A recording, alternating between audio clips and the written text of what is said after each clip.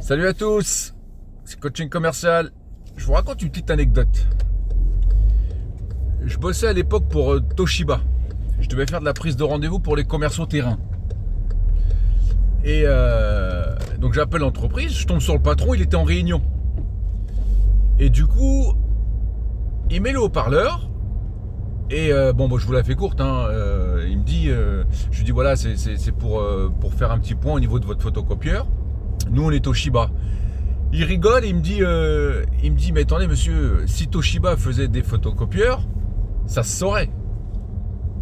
Et je lui dis mais c'est pas parce que vous ne savez pas qu'on n'en fait pas. Il me dit c'est vrai, mais il me dit non mais c'est bon, j'ai ce qu'il faut, j'ai ce qu'il me faut. Et je crois qu'à l'époque il avait du Canon ou du Xerox, c'était en 2015. Et il commence à me parler de technologie, il me parlait technique. Il me dit non, vous inquiétez pas, j'ai ce qu'il faut, c'est bon. Et je lui dis permettez-moi de vous poser juste une question. Je vois que vous êtes féru de technologie. Je fais, à mon avis, vous devez avoir un iPhone, le dernier iPhone. Il me dit non. Il me dit non, j'ai pas d'iPhone. Je fais donc Samsung. Il me dit encore moins. Je lui dis attendez, vous me parlez de technique, vous me parlez de technologie. Je dis vous avez c'est les deux plus grandes marques quand même de smartphones.